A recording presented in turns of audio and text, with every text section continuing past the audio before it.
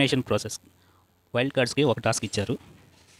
ఒక టాస్క్ ఏంటంటే బాల్ని వైల్డ్ కార్డ్స్లో ఒకరు ఫస్ట్ పట్టుకొని వాళ్ళు నచ్చిన వాళ్ళకి హౌస్మెంట్స్కి ఆ బాల్ ఇవ్వాలి.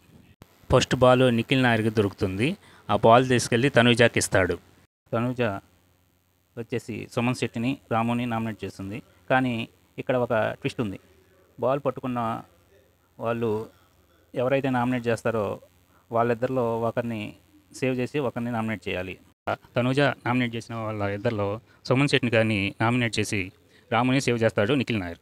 రెండోసారి రమ్య మోక్షకి బాల్ దొరుకుతుంది. తను బాల్ తీసుకొని రాముకి ఇస్తుంది. రాము ఈసారి డెమాన్ పవన్ని, రీతుని నామినేట్ చేస్తాడు. రమ్య రీతుని సేవ్ చేసి డెమాన్ పవన్ని నామినేట్ చేస్తుంది. మూడవసారి గౌరవ్ గుప్తాకి బాల్ దొరుకుతుంది.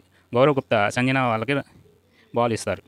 సంజన రాము అండ్ భరణిని నామినేట్ చేస్తుంది. గౌరవ్ గారు రాముని సేవ్ చేసి భరణిని నామినేట్ చేస్తాడు.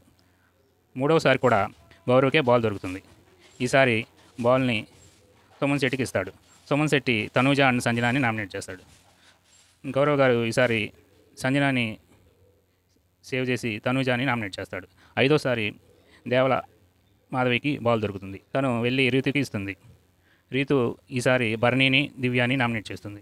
మాధురి గారు ఈసారి దివ్యాని నామినేట్ చేస్తుంది. నామినేషన్లో ఈరోజు ఓ ట్విస్ట్ ఉంది. కెప్టెన్కి స్పెషల్ పవర్ ఇస్తారు బిగ్ బాస్ గారు. సో ఈ పవర్ వల్ల కెప్టెన్ డైరెక్ట్గా ఒకరిని నామినేషన్ చేయొచ్చు. సో పవన్ కళ్యాణ్ ఈసారి డైరెక్ట్గా ఈసారి నామినేషన్లో తనూజ, భరణి, సుమన్ శెట్టి, రాము గారు, దివ్య గారు, డీమాన్ పవన్ మొత్తం 6 నామినేషన్లో ఉన్నారు. సో ఇదండి ఈరోజు నామినేషన్లో అప్డేట్స్. ఈ వీడియో నచ్చితే లైక్ చేయండి, షేర్ చేయండి, సబ్స్క్రైబ్ చేయండి.